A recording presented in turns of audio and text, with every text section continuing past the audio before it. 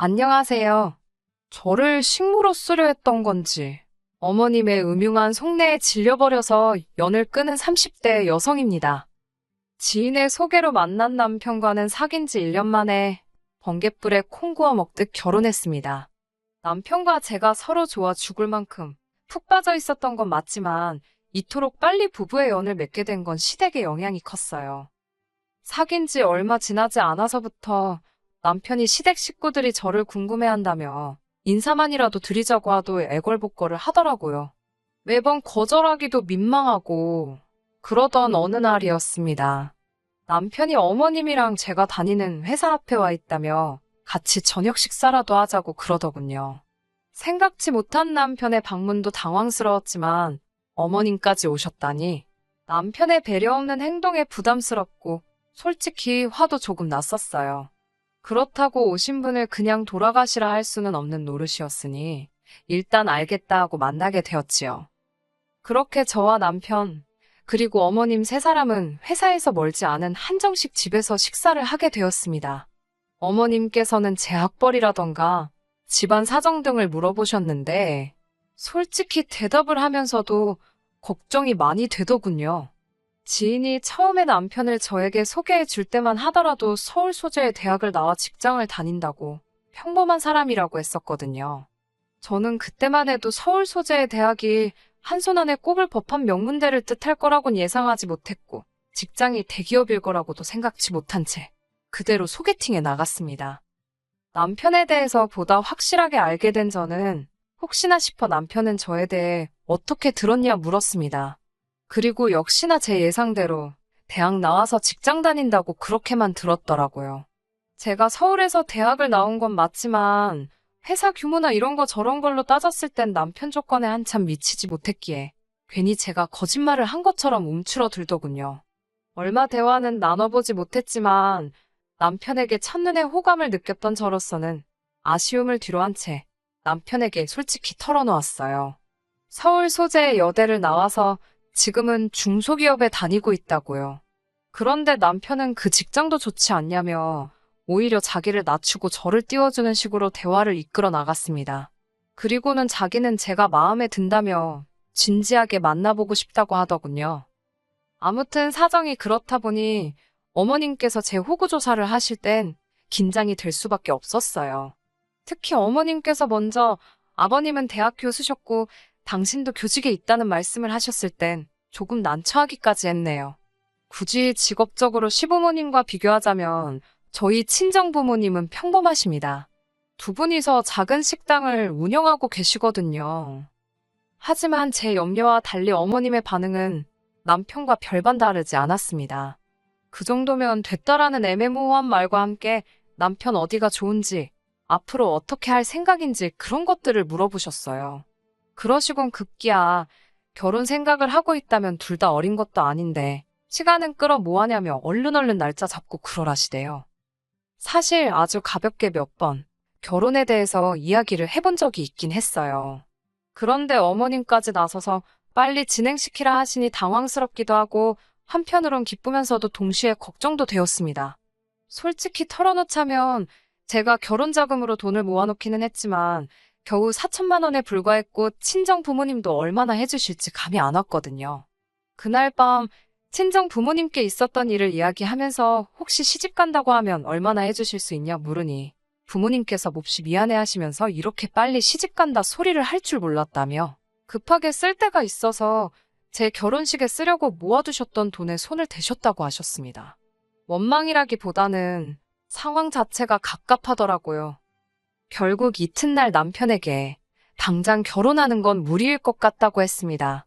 가진 거라곤 겨우 4천만 원이 전부인데 이 돈으로 혼수며 애다니며 다 할 수 없을 것 같다고. 당신이나 나나 좀 더 준비가 되면 식을 올리자 하니 남편도 제 뜻이 그렇다면 알겠다더군요. 하지만 얼마 지나지 않아 저는 다시 어머님께 연락을 받게 되었습니다. 돈 때문에 결혼을 미루자고 했냐며 그런 거 신경 쓰지 말고 그냥 하라시대요. 집은 어머님이 전세로 하나 구해주실 생각이라며 너무 개의치 말라고요.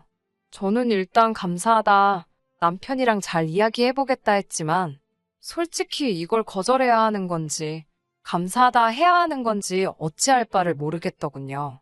남편은 어머님이 제가 어지간히 마음에 든 모양이라며 감사하게 받고 앞으로 잘 사는 모습을 보여드리자 하대요. 그렇게 남편과는 본격적으로 결혼 준비를 하기 시작했습니다. 상견례의 분위기는 화기애애 그 자체였어요. 친정 부모님께서는 제가 좋은 시댁을 만났다고 운도 좋다며 기뻐하셨고, 저도 그런 줄로만 알았네요. 아무튼 남편의 두 누나도 만났는데 두 사람 다 살가운 성격은 아니었어요. 하지만 신우들과의 관계는 앞으로 제가 잘하면 될 거라고 생각하고 크게 신경 쓰지는 않았어요. 사실 다른 무엇보다도 결혼 준비를 하면서 가장 당황스러웠던 순간은 아버님이 병원에 입원하셨을 때였습니다. 남편이 말하기를 갑자기 길 가다 쓰러지신 아버님을 주변에 있던 행인의 도움으로 병원에 모셨다고요. 결혼식을 2주도 채 남기지 않은 상태에서 발생했던 일이라 당연히 찾아가야 한다 생각했어요. 그런데 병원에 도착하니 어머님께서 병실에는 들어가지 못하게 하셨습니다. 아버님께서 그저 발을 헛디뎌 넘어지신 거라며 흐트러진 모습을 며느리감한테 보여주고 싶어 하지 않으시니 그냥 돌아가라셨지요. 다행히 결혼식 당일에는 전보다는 조금 야윈 듯한 모습이었지만 아버님은 무사히 결혼식에 참석하셨고요. 하지만 다시 한번 생각지도 못한 상황을 맞닥뜨렸던 건 결혼한 지 4개월이 좀 지나서입니다. 아버님께서 또 다시 쓰러지셨는데 이번엔 그 일이 집안에서 발생했기에 바로 어머님이 119를 불러 아버님을 응급실로 모셨다더군요. 그리고 저는 충격적인 소식을 듣게 되었습니다. 아버님 병실에 가져다 놓을 화병에 물을 채우기 위해 잠시 자리를 비웠다가 돌아오는데 병실 밖으로 어머님과 신우 둘의 대화 소리가 들리더군요.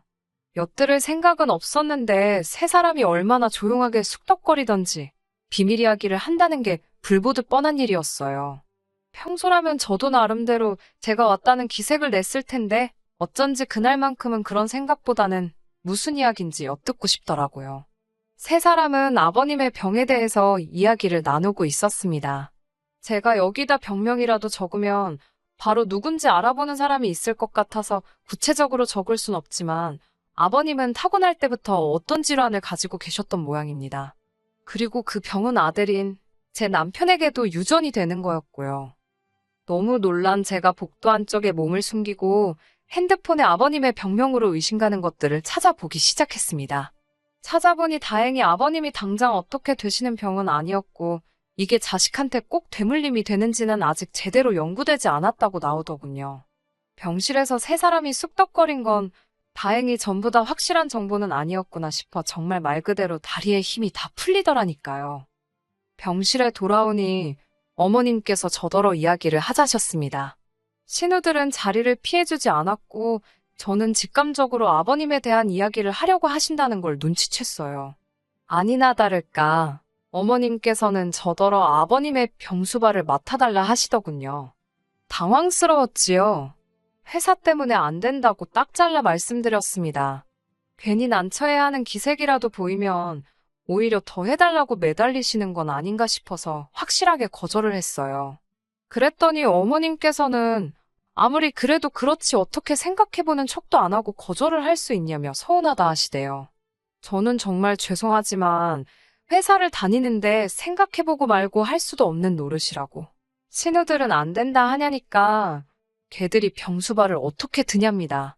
평생 험한 일이라곤 한 번도 안 해본 애들이라면서 어디서부터 황당하다고 표현을 해야 할까요? 저보다 나이도 많은 두 신우 다 하는 일 없이 어머님 아버님께 용돈 받아 생활하고 있었습니다. 그런 신우들이야말로 남도 아니고 자기 아버지인데 당연히 병수발을 들어야 하는 거 아닌가 싶었지요. 하지만 차마 이런 말을 입 밖으로 내진 못하고 연신 죄송하다. 그렇지만 어려울 것 같다고 말씀드리고 간신히 그 대화에서 빠져나왔습니다. 저는 고민 끝에 남편에게 어머님과 나누었던 대화를 털어놓았어요.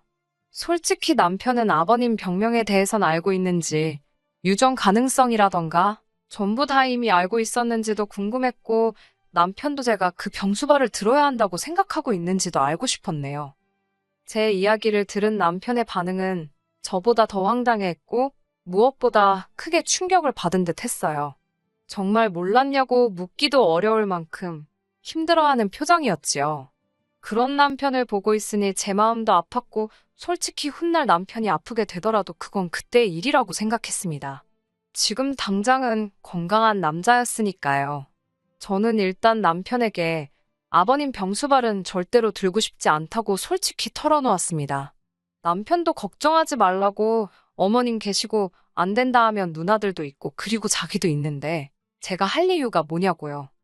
그리고 저를 옆에 앉혀놓고 남편은 어머님께 전화를 걸었습니다. 어머님더러 제가 아버님 병수발을 들지 않을 거라며 다시 한번 못을 박더라고요. 그러자 어머님께선 크게 노하신 목소리로 자식 키워봤자 소용없다더니 네가 딱 그렇다면서. 그러더니 남편더러 집까지 해줘가면서 결혼시켜줬더니 부모 뒤통수를 이렇게 치냐고. 내가 네 마누라 뭐가 예뻐서 그렇게 잘해줬겠냐. 그래도 순하니 말귀도 잘 알아들어먹고. 한마디로 부리기 좋을 줄 알아서 절 받아주셨다는 뭐 그런 말씀을 하고 계시더군요.